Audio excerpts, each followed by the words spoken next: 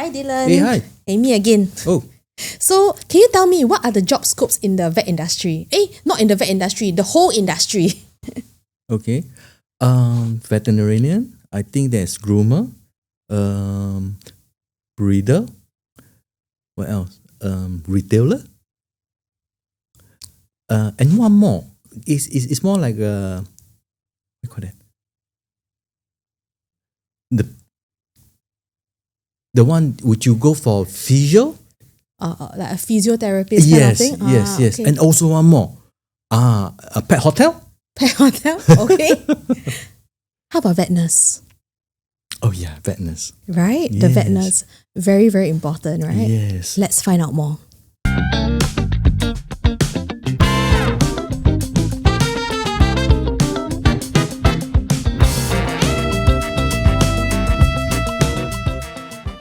So, from what we understand is that the lack of manpower is not just on the vet side, it's also on the vet nurse side as well, right? Yeah. So, what do you think could be done to help on that part as well? Yeah, it's interesting because I think for the nursing side and the vet side, even though they're both a bit short, facing a shortage, I think the underlying reasons are slightly different. I do believe for the vet side, having a vet school to provide the fresh supply is useful. But for the nurse side, actually, there are already institutes. We already have the course in Singapore. The issue is not so much fresh supply; it's more retention. It's not a recruitment issue; it's a retention issue. Just give you an example. We have 2 institutes of higher learning. Only one of them now have your pre-employment training for vet nurses, so your PET. But both still have CET, so for the adult learners, right? Both still have that. If they all stay in the profession, right, we will have way enough vet nurses in Singapore. Just give you a sense, right? If we combine the fresh graduates of these nursing courses in Singapore, we'll have, I would estimate, 150 to 200 vet nurses every year Wow. that are generated from these courses.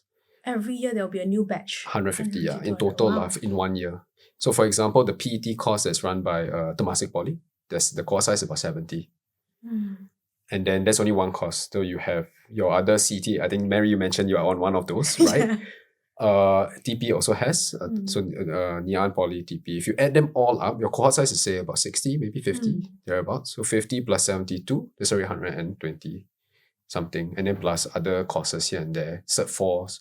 You have about 150 to 200 fresh vet nurses coming out of the program every year.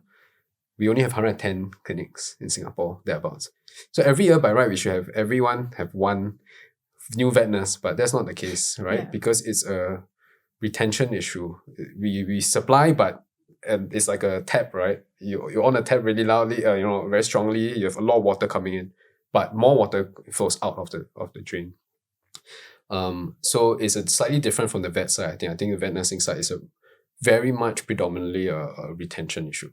Not So really a where recruitment. the nurses go to? They're going for They come into podcasts. so end of the day they go for the courses. End of the day they don't want to become a vet nurse. They find for other opportunities. Is it because of the big salary wise? I think it's multifactorial. Definitely career progression is one, definitely. And that's something the SVNTC is working on. Clear career progression, like your human nurses. You have your enrolled nurses, registered nurses, you can go to head nurse. Yeah. It's very clear, right? Yeah. Everyone knows, and people will stay in the profession because, okay, I aspire to be this position, drawing this salary. We don't have that in Singapore for vet nurses. Yeah. A career roadmap, we don't have one. If you look at SkillsFuture career roadmap, there's one for human nurses. It's fantastic. You can go anywhere, in a lot of places, vertically and horizontal and laterally as well.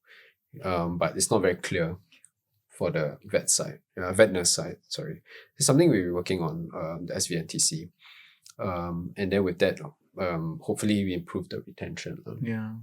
So I think it's probably end of the day, it's still probably the career path for the nurses. The career progression. Yeah. Otherwise, they need to wait for their increment. Then we have their pay high. Yeah, They don't know where they are going in that Yes. sense. Yeah. correct. And a huge drop comes at like the 5th year in practice. Let's say for vet nurses, where there are estimates, very anecdotal estimates, just talking to my ex-students and so on. at the 5-year mark, less than 5% of the cohort is still in the vet profession. This podcast is proudly sponsored by Hill Science Diet. A healthy skin and coat is more than just good looks for your pets. It's a vital barrier that protects them from the outside world. But when your pet has sensitive skin, itching, scratching, and discomfort, it can become a constant struggle. Hill Science Diet Sensitive Stomach and Skin is formulated with vitamin E and omega-6 fatty acids for skin and coat nourishment to promote healthy skin and shiny coat. What's more, it is highly digestible for optimal nutrient absorption and gentle on your pet's tummy. Available at pet shops, vet clinics, and online now. Less than 5%. So let's say if you Less have... than 5%. Yeah. Oh, that's a very small number. It's very small. So at the 5, basically now the graduate, we ask them if they all go into the vet industry. 5 years later, we ask them, are you in the vet industry? Less than 5 of it in every 100 is in the vet industry. So mostly of the nurses will be new graduate. Yeah, a lot of new graduates or a lot are not from this course lah. Oh, Yeah. because I do understand that. I also realize, sometimes I go into the vet clinic, there's a lot of nurses or vet tech. Actually, they are from Philippines or foreign country. Yeah. Yeah. And it's a chicken and egg thing as well. It's like with these unrecognized vets, they're proper vets in their own country. It's just that they're not licensed here. They do a great job. Okay. Oh, they are the vet also. They're vet in their own In their country. country. Yeah, a lot of them. Yeah, a lot of them have a vet degree in their own Yeah. country. They practice as a vet in their own country. They come here as a nurse, and they're very good. And then but also at the flip side, the locals then don't get a chance to occupy these positions. So it's also a chicken and egg lah. But the reason why they're here is because there's not enough good nurses around. That's why the vet clinics need to hire these foreign talents, right? It's a chicken and egg thing that we really need to tackle as an industry lah. Because the complaint is also then the junior nurses is like they're not able to compete with them, the foreign talent. Because they are still the vet. They are literally, Yes, in their country, they still practice, they are still the vet. So when it comes to Singapore, although, their title is a nurses, but I mean, somehow their knowledge is a vet knowledge. Yes. Yeah. Yeah, correct. And they can do a lot. They have 20 years experience. I have a vet nurse out 3 years. How can I compete, right? Yes, I think probably that's the reason why they, after staying for, less than 5 years, they decided to find go somewhere else.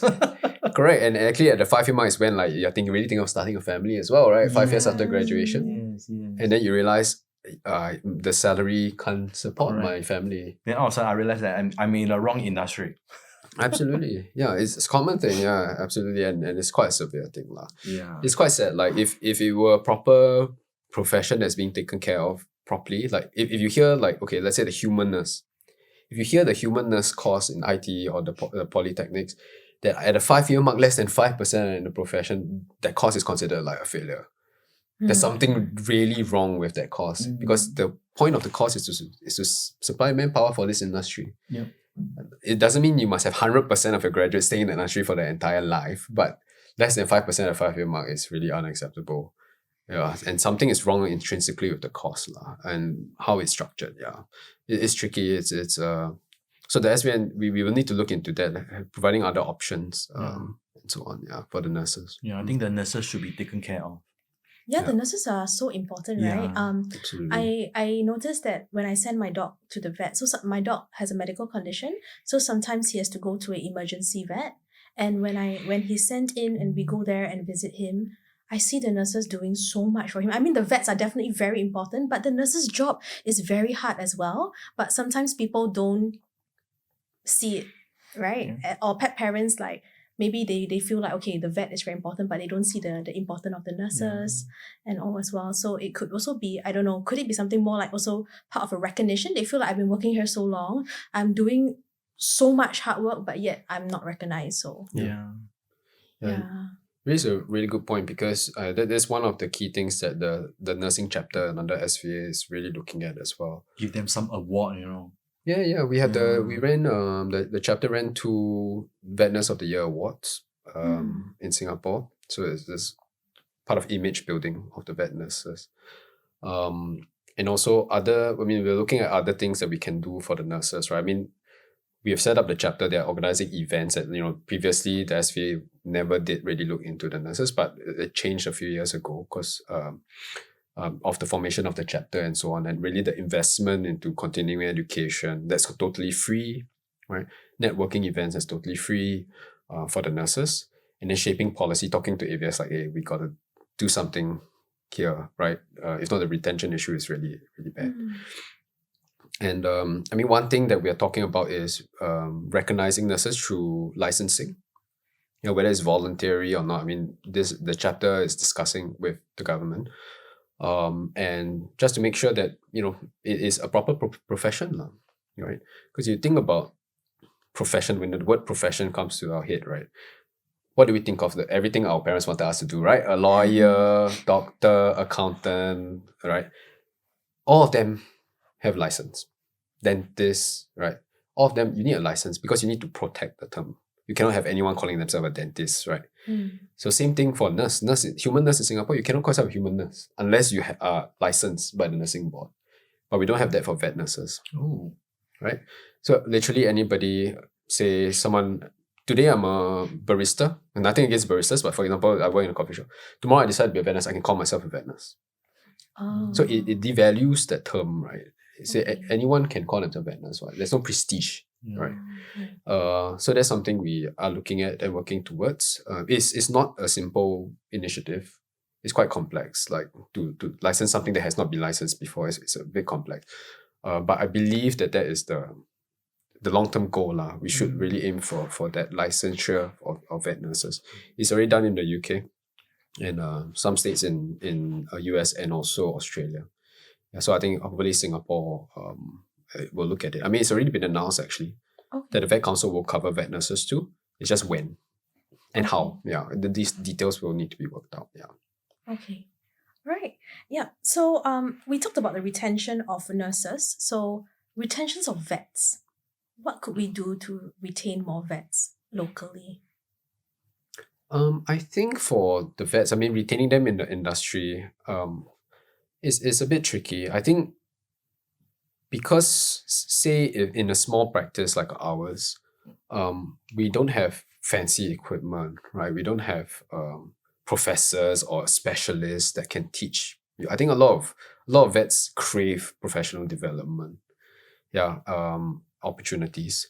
And say if you're in a university or you're in a big hospital with many specialists, different departments, right? You can do a rotating internship. You can learn from the specialists that are top in the field, surgery, anesthesia, so on. Smaller GPs, we don't have that, right? So actually a lot of these bigger hospitals attract these vets, whether it's younger vets or even vets that have been out for a while, to work for them because they crave this professional development. So I think one thing perhaps the GPs or the smaller clinics can do is really to invest in continuing education. If you cannot do it yourself, it's really to invest in letting people go out and train, or you bring people into the clinic to train your staff for vets and vet nurses also. I believe that that's one big draw. And actually that's one reason why a lot of vets leave Singapore too, because the opportunities are really limited. Yeah. So this professional development, I believe it's one thing. Other things are, of course, salary to an extent, which is why salaries have gone up quite a bit in the past few years. Other things are also like mental health and wellness, making sure people can disconnect really when they go home, giving them good working hours or flexible working hours, which can be tough in this industry, like especially if you're on clinics, but to have some creative solutions around that. Yeah. If we go back to the point on regarding the lack of trust with vets, right? So in the article, you also did mention that it's hard to build trust when you only see the vet for 10 minutes, maybe like once a year, for example. Yeah. So is there anything that could be done with that? Of course, if they spend more time with their vets and they understand what their vets can do for them, that would have a lot more trust built, right? But because of this manpower shortage, the vets also are so fully booked that they can't spend an overly amount of time with the pet parents. So also like a chicken and egg thing, right? Yeah, correct. And I think there's something that the Vet Association can do a bit better on as well, the scientific communication to the lay person. So not just communication within the professional group, like within the vets and vet nurses, but outside the veterinary profession as well, like to the general public, making yourself available to speak at events, running whether it's pet owner courses, doing talks like this, right? This podcast like this that will reach out to the lay people, to the general pet owner, and hopefully more vets do see the value of doing that, to carve out some time to do it. I think that's one big draw. Perhaps other ways is having a more educational approach in the clinic, as opposed to a very transactional one. Hopefully building a local community around. That's what GPs, I believe, have that edge over other bigger clinics, which is really you're rooted in the community lah. That you are the vet clinic in that whole community. It's not a transactional thing. Really, it's a long-term relationship with pet owners who live in the area. So hopefully that shines through. I know many smaller clinics and in the community have that kind of approach, so that's pretty good. Yeah. Yeah. Okay. Dylan, any take on that? Yeah. I think regarding the trust with the vets, right? I think it takes a while to build. I think with humans, like even when we see our doctor, sometimes we also maybe like, I will go and Google it a bit and all that. But I guess it takes time to build. I mean, for me, my vet is like my hero, right? You save my boy, which is to me like my son. Yeah. So but I guess sometimes it takes a bit of time to build, and that relationship, sometimes it takes years. Yeah, but then some pet parents may not bring their pets for a yearly health checkup. They may just bring once in many years if there is a bit of an issue, and that would be very hard to build trust as well. As compared to maybe if I bring to my groomers once every month, I see my groomers once every month, I would have a better relationship with them. Yep.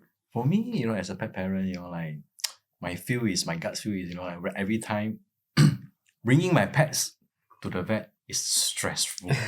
Seriously, because there's condition, it's about pricing, like it's how to take care of my pets. It's kind of stressful. Yeah, so I don't know. So you avoid wherever you can. Yes, to be truthful. I tend to avoid because I worry.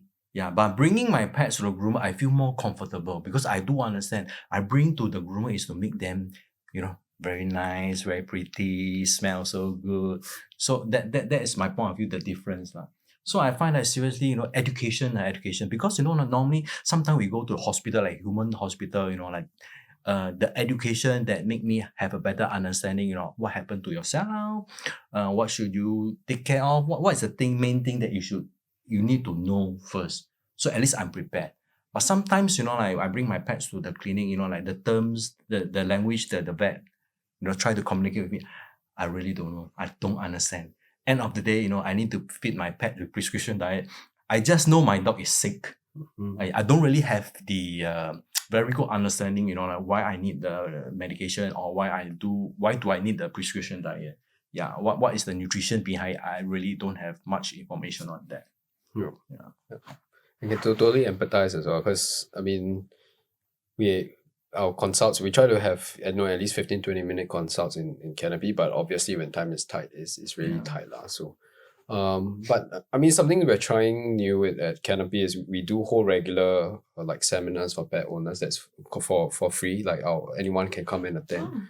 And then we can just chat on a particular condition. It's something that we are piloting. The response has been pretty good. Hopefully we can do that, but not all clinics can do that, of course. Because the size, I do understand some clinics, the size is very small. Yeah. Correct. So, it's tricky, but I would totally, I'm totally behind vets playing a more active role in education, as opposed to just seeing you when the pet is sick. So so definitely that would, if we have more vet like you, like that would be good, willing to share more with the pet parent and conduct those seminars to let them have a better understanding. That is very good. Yeah. Dr. Teo, you mentioned about the seminars at Canopy. So if our viewers, pet parents are interested in it, where can they find more information on that? Well, definitely on Canopy Vet's website. We usually try to publish the events ahead of time now. Yeah, so you can check out and you just register and it's completely free. Yeah. Okay, so if you're watching on YouTube, we can always put the link in the description. So just go there and have a look and click in and see what seminars they have. Yeah. Okay, Dr. Teo, so anything else to add on? Nothing particular. Maybe just to source your pets from ethical sources, and then also try to build a long-lasting relationship and trusted relationship with your vets and play an active role in your pet's health. Yeah. Okay, thank you so much for your time, Dr. Thank you. Teo. So we've come to the end of the episode. See you in the next one.